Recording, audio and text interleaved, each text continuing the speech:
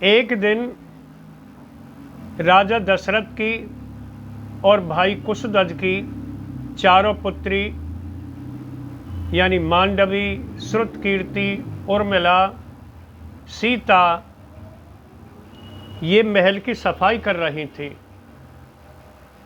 तो पलंग पर शिव धनुष रखा था, पलंग के नीचे सफाई करनी थी और पलंग को सरकाना था।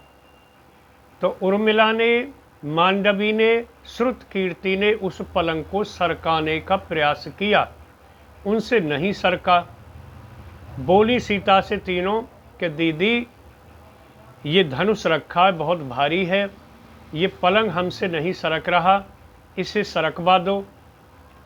तो सीता ने उस धनुष को उठा करके और एक कोने में खड़ा कर दिया और कह दिया कि लो सफाई कर लो। तीनों ने सफाई कर दी। फिर धनुष को कोने से उठा करके पुनः और पलंग पर रख दिया।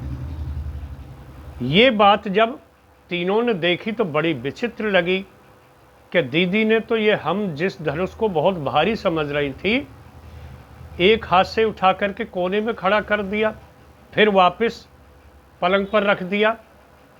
ये बात सफाई करने के बाद तीनों बहनों ने माँ सुनैना को बताई और पिताजी राजा दशरथ को बताई। तो राजा दशरथ ने जब ये बात सुनी तो राजा दशरथ ने मन में सोचा कि मेरी सीता तो कोई दिव्य शक्ति है, अलौकिक है, अवतारी है, विलक्षण है।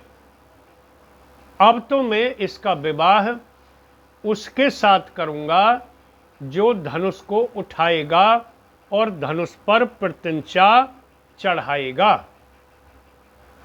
ऐसी प्रतिज्ञा कर ली और ऐसी प्रतिज्ञा करके देश विदेश के राजा महाराजाओं को निमंत्रण दे दिया और तारीख निश्चित कर दी। ये राम लक्ष्मण को विश्वामित्र जी मांग करके 15 दिन के लिए ले गए थे कि हमको राक्षस हवन यज्ञ नहीं करने देते हैं। तो जब विश्वामित्र जी राम लक्ष्मण को ले जा रहे थे, रास्ते में एक सुबाहु राक्षस मिला, वो मारने के लिए झपटा। उसमें ऐसा तीर मारा राम ने 400 योजन दूर जाकर के पड़ा। फिर आगे जो गौतम ऋषि की पत्नी थी, गौतम ऋषि के श्राप से पत्थर की अहिल्या बनी हुई थी। विश्वामित्र जी कहते हैं, हे राम, अपना चरण स्पर्श करके इस अहिल्या का उद्धार कर दो। तो राम ने अपना चरण स्पर्श किया है, उस अहिल्या का उद्धार किया है और पुनः नारी रूप में परिवर्तित होकर के अपने पति लोक को चली गई है। आगे बढ़े हैं तो मारीच की मां ताड़का मिली है, जो बहुत खूंखार थी। उसके पति सुंद को अगस्त ऋषि ने मार दिया था। तब से इतनी खूंखार हो गई थी, पुरुषों को खाती थी। वो खाने के लिए दौड़ी। विश्वामित्र जी बोले, राम ये बहुत खूंखार है, इसको तुरंत मारो।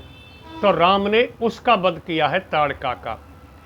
इस खुशी से प्रसन्न होकर के विश्वामित्र जी ने राम को 15 अस्त्र शस्त्र दिए हैं।